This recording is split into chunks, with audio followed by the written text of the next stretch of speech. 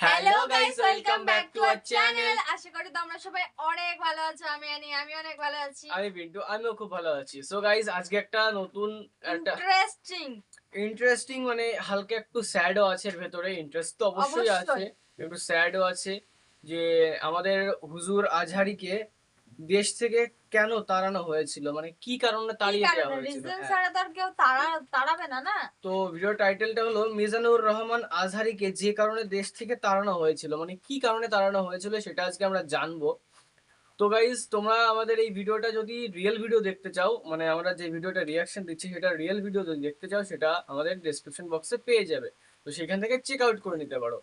তো গাইজ, আমাদের চ্যানেলে যদি নতুন হয়ে থাকো তাহলে প্লিজ সাবস্ক্রাইব করে বেল আইকনটা অল করে দিও এরকম আরো ইন্টারেস্টিং ভিডিও পাওয়ার জন্য।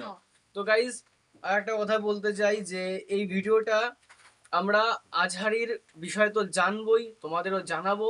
আর যদি তোমাদের কোনো বিষয়ে কমেন্ট থাকে বা কোনো বিষয় কৌতূহল বা কোনো বিষয় যদি জানতে চাও যে এইসব ভিডিও আমরা চাই, এই ভিডিও নিয়ে আসো, তো আমরা আমাদের একটু কমেন্ট করে দিও, আমরা অবশ্যই নিয়ে আসবো।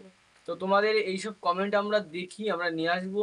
আর তোমাদের আমাদের যখন এই যে তোমরা একটু ভালোবাসা দিচ্ছ আমাদের চ্যানেলের উপরে, তো এইভাবে ভালোবাসা দিতে থাকো। আস্তে আস্তে আমরা তোমাদের সব কথা বা সব প্রশ্নের উত্তর আমরা দেবো।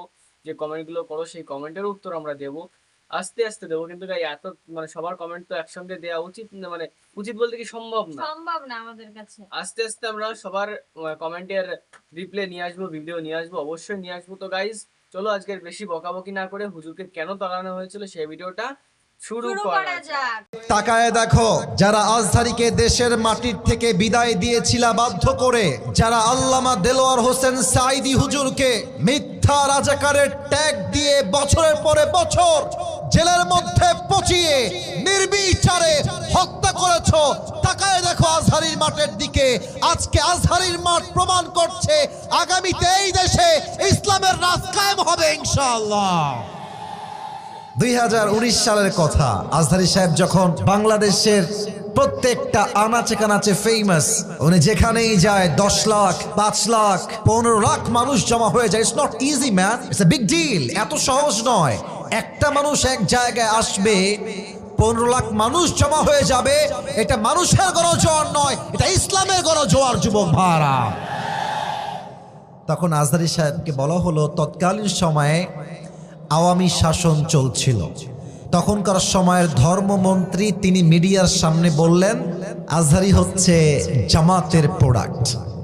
I hope you will remember. এখন না মনে আসলে পরে মনে আসবে, এটা ভিডিও ফেসবুকে আছে, ইউটিউবেও আছে। তো জামাতের প্রোডাক্ট বলে তাকে ষড়যন্ত্র করে বাধ্য করে দেশ থেকে বিদায় করা হলো। আয়াত, ওয়ালাল আখিরাতু খায়রুল লাকা মিনাল উলা, ये दिन दिन नहीं है, সামনে और भी दिन बाकी है। ঠিক কিনা বলে? যে আল্লাহর হাবিবকে যখন তাড়িয়ে দেওয়া হলো মক্কার জমিন থেকে, আল্লাহ বললেন নবী, ওয়ালাল আখিরাতু খায়রুল লাকা মিনাল উলা, ये दिन दिन नहीं है, सामने और भी दिन बाकी है। আজকে যেই কাফেররা আপনাকে জুলুম করে দেশ ত্যাগ করতে বাধ্য করছে, ও নবী, আগামীতে এমন একটা দিন আসবে যেই দেশ থেকে আপনাকে বাধ্য করে ত্যাগ করানো হয়েছে, সেই দেশে আপনি একদিন বিজয়ের বেশে, রাজার বেশে, বাদশার বেশে প্রবেশ করবেন। আর যেই কাফেররা আপনাকে জুলুম করে তাড়িয়ে দিয়েছে, তারা এই জমিন থেকে লুঙ্গি তুলে সব পালিয়ে যাবে। আজহারি সাহেব পেকুয়ার মাহফিলে বলেছেন, অনেকবার এই মাহফিলে এসে এসে ফিরে গেছি, অনুমতি পাই নাই। এখন দাবার গুটি পাল্টে গেছে। এখন খুব খেয়াল করেন, যারা 2020 সালে আজহারি সাহেবকে বাধ্য করে দেশ ত্যাগ করতে বাধ্য করেছিল, আজ তারা দেশে নেই, বাট আজহারি বিজয়ের বেশে আবার এই দেশে ফিরে এসেছে। ওয়ালাল আখিরাতু খায়রুল লাকা মিনাল উলা, next will be better than the past. অতীতের চাইতে ভবিষ্যৎ কিন্তু সুন্দর হতে পারে। অতএব অনেকে ভেবেছেন 15 বছর ধরে স্বৈর শাসন চালাচ্ছে, জুলুম চলছে, নির্বিচার চলছে, আমাদের বিজয় মনে হয় কখনো আসবে না। সাইদি সাহেব একটা কথা খুব ভালো করে বলতেন, আমরা হক কথা বললেই আমাদেরকে বলা হয় রাজাকার, জঙ্গিবাদ আর মৌলবাদ। একটু ব্যাখ্যা করে বোঝাই। উনি বলতেন যে মৌল এই শব্দ আসছে মূল থেকে। পাবনার ভাইরা, মৌল আসছে কই থেকে? মূল মানে কি? মূল মানে হচ্ছে আল্লাহ তাআলা, মূল মানে হচ্ছে হিজ লাস্ট মেসেঞ্জার মুহাম্মদ সাল্লাল্লাহু আলাইহি ওয়াসাল্লাম। মূল মানে কি? মূল মানে কোরআন, মূল মানে হচ্ছে হাদিস। তো আল্লামা দেলোয়ার হোসেন সাইদি হুজুর বলতেন, যারা আমাদেরকে মৌলবাদী বলে গালি দাও তারা হচ্ছে সব আগাবাদী। এবার ঠিক নয়, আমাকে বুঝে থাকলে উত্তর দেন। গাছের আগায় শক্তি বেশি না গোড়ায় শক্তি বেশি? না, এটা পাবনার সাউন্ড হয় না, সো সরি। আগায় না গোড়ায়? উনি বলতেন তোমরা থাকো আগায়, আমরা থাকি গোড়ায়। জুলুমবাজি বেশি কইরো না, আলেমদেরকে ধরে ধরে জেলখানায় দিও না। সময় আসবে এমন ইন্দুরে গর্ত পালাবার জন্য তোমরা।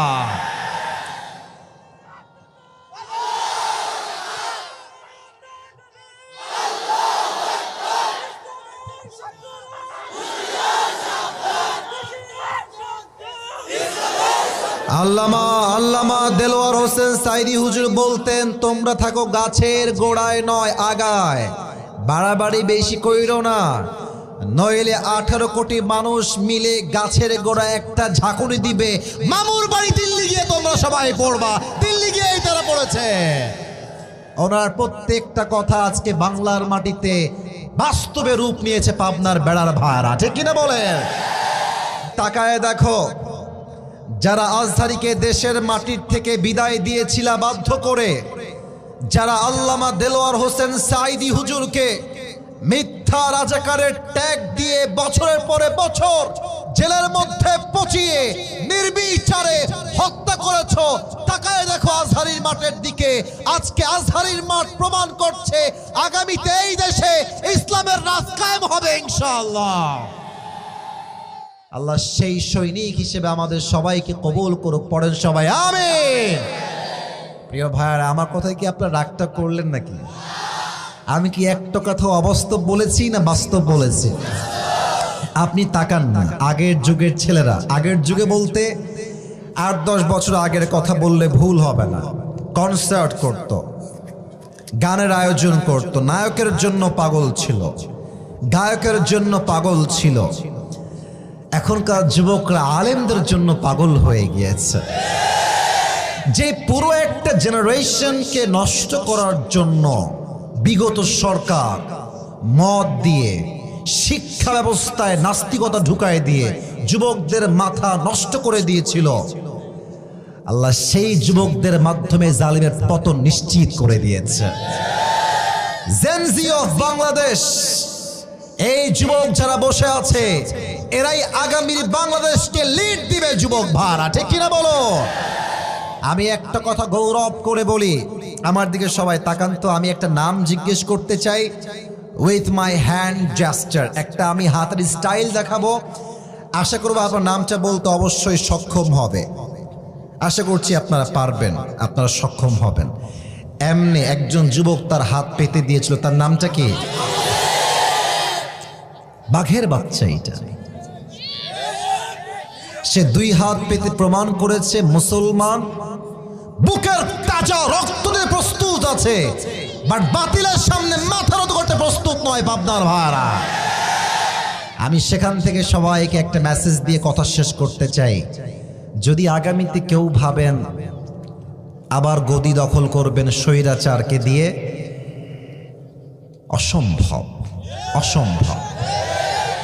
যদি কেউ ষড়যন্ত্র করে আবার কোনো স্বৈরাচারকে দিয়ে দেশ চালাতে চায়, এই পাবনার জমিন থেকে একটা শহীদ আবু সাইদ নয়, 1000 শহীদ আবু সাইদ মাথায় কাফনের কাপড় বেঁধে রাস্তায় নামতে বাধ্য হবে পাবনার ভাড়া আমার।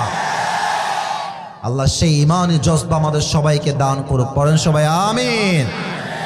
এবার বলেন, এই কোরআন দিয়ে সংবিধান হোক, কোরআন দিয়ে দেশ হোক, আমরা চাই না?